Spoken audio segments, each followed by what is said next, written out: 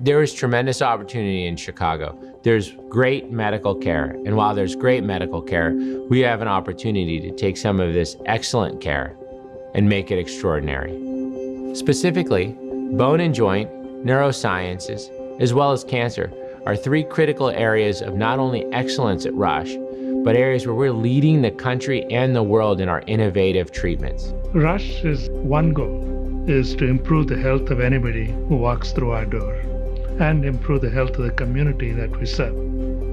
To do that, we need cutting-edge technology and the research that backs up the cutting-edge technology and builds upon it. To bring together all the talent that's needed to address each problem, to educate the next generation of healthcare scientists and healthcare providers, to create programs in health equity that help address the needs of the community.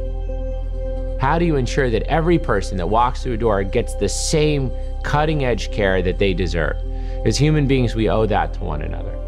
Our intention is to use philanthropic dollars and all the dollars we make towards that end. We are launching the most ambitious campaign in Rush's history. Now more than ever, we need your help and we need your support. We're asking you to come forward and work with us. I've always considered health equity as part of the DNA of this institution.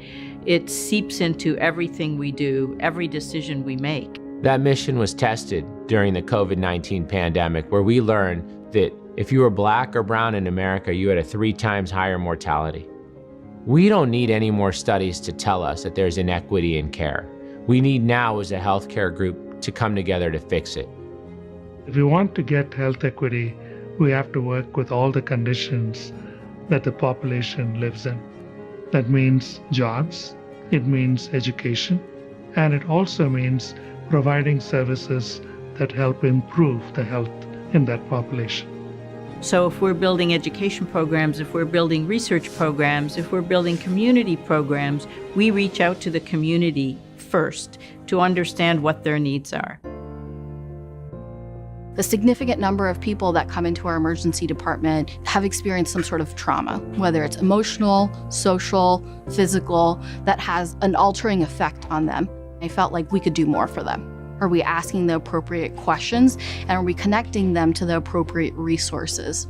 It's so important for our staff to really understand the principles of trauma-informed care. Hi, I'm Dr. Shaw. I put together a protocol on how to approach individuals that have experienced any kind of trauma. I felt really comfortable putting this project together here at Rush because I know it aligns with our core values as an institution of emphasizing health equity. I found a mentor, Dr. Shaw, who does big meta-analyses research on health equity in Chicago. My favorite question, Shivali was so excited to be a part of this. She partnered with our psychiatry attending, Dr. Nirul Sheth. They actually put together a good 45-minute session on what is trauma-informed care. It's meant to incorporate everyone in the network. I think it'll just help to care for people who have experienced any kind of trauma in their life. It's been really great to work with Shivali and see how confident she's become with the whole process. We really worked hand in hand in the beginning, but she's really running things on her own now. The students come to Rush partly because they know Rush is focused on health equity. We have to prepare them by providing them opportunities to play their part in improving the health in these communities. What inspires me about our students is that they're doing everything they can to learn about how to transform healthcare, how to make healthcare better in the future. Something that drew me to medicine and psych was just looking at simple things like when I saw my parents working. My mom, when she was pregnant, was cleaning hotel rooms, being exposed to those chemicals and that sort of thing. I think that got me thinking about who's really looking out for these people. Good morning. Good, how are you? That was kind of the question that prompted me to understand a little bit more about who are the people of Chicago, where are they working, and how is that really affecting their health. We want to be sure that the students we attract are across the entire spectrum, not just all those who might have the means to go to school. Students with different perspectives, different backgrounds, different experiences.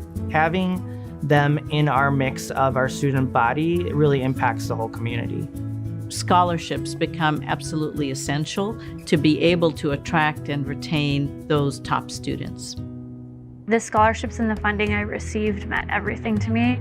For my parents, 20 years ago, this is literally what they came across the seas for, is to have this be a reality for me. The incredible amount of opportunities I've been given just based off funding that's been provided by our generous donors. It changed the trajectory of my career, my life probably, and for that I'll always be grateful. Chicago can become a city where people who want to train in healthcare, people who want to work in healthcare, people who want to advance healthcare through research and innovation see it as the place to go to do those things. We could see something in the primary endpoint. Here at Rush, I'm very lucky to have clinical partners who are interested in the work that we're doing in the lab and to bringing it to their patients. Sometimes they look at different diseases and say, we don't have anything for these patients. What is there in the lab that may be able to be translated as a new treatment? And how can we do this as quickly as possible? And immunotherapy is a very exciting field for all of us. Most people don't realize how wonderful their immune system is and how it really stops most cancers from ever forming. But there are these exceptions to the rule. Once in a while, cancer forms. The immune system needs that extra boost in order to be able to deal with it and to conquer it. The immunotherapy work that we're specifically doing is called microbial-based cancer therapy. Better way to put it maybe is bugs as drugs. We were the first to publish that using the yearly flu shot, giving into a tumor, can be used as a treatment for cancer. The primary tumor, they always grow bigger. But we thought, if you're supposed to get your yearly flu shot anyway, we can take something you're getting already and turn it into not only a protection against influenza, but also against cancer. To put innovation into practice, since innovation really is an idea, to make it a reality takes several things. One of those things are the right tools to be able to take something from an idea to a result. The second part that's necessary is the funding to do it, and that is where philanthropy efforts come into play. Rush, together with our partners, both academic partners, government partners, business partners, can come together and create that kind of an ecosystem that makes Chicago and Rush the place to go to advance those ideas. What we hope is that this treatment is more hope for more people. One of the scariest things with being told that you have cancer is thinking that you may not have options. And what this provides is another option that may be a cure. We also need to ensure that we're not left behind in treating each individual patient as an individual. Historically, we looked at a disease and treated that the same way across the country. With more and more science that becomes available, we know that every single person's body responds differently to different treatments. Unlocking that code will allow us to treat each patient in a special, individualized way to get the best outcome without any complications. Hey, how are you? Pretty good. The use of biologic treatments when I was just coming out of training was still evolving significantly. We would see that they would work, but we wouldn't always know why they worked. What's changed significantly over the last 10 years is that we're no longer wondering what these things do, and we're starting to really tailor how to provide the best treatment possible for an individual based on the condition they have. You doing okay? Mm-hmm.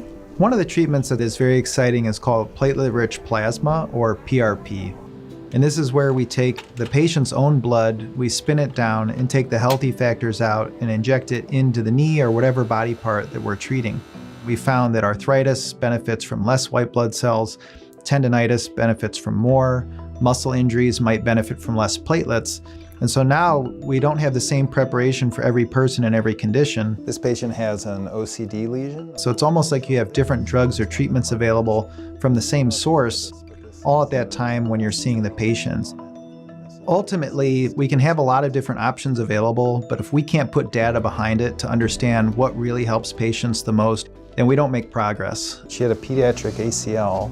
They used an IT band. As we're performing research, getting funding can be very difficult and it can take many years to develop the data. And that's really where donor funding comes into play. Having that start can really help get ideas off the ground that may never have seen the light of day otherwise.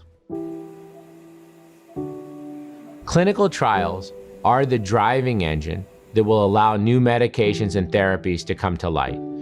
Being a center that offers those clinical trials means we get those new cutting-edge medications more rapidly than other people. We need to be the leader in this area.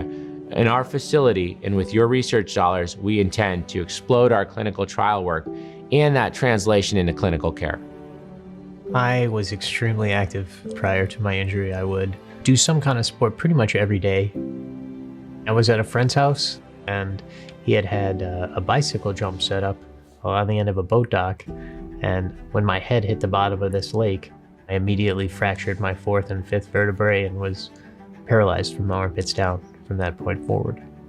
He knew that we were doing this trial at the time, which was stem cell transplantation into the spinal cord itself. Knowing that Dr. Fessler was the lead researcher made me really excited to work with him and rush for the study. These cells are a specific type of cell that creates myelin. The theory behind this is that some of the nerves are potentially functional but have lost their myelin coat.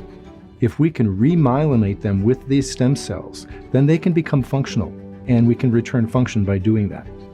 We open the membrane that covers the spinal cord, and with a device that we developed specifically for this research, we inject stem cells right into the area of the injury itself.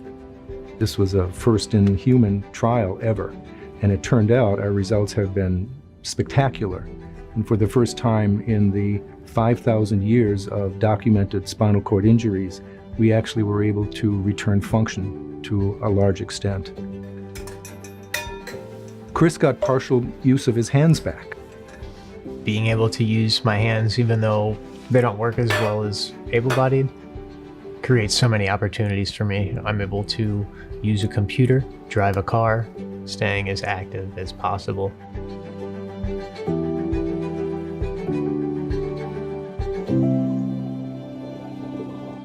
I can't imagine not being able to hug, somebody and hold them with my arms.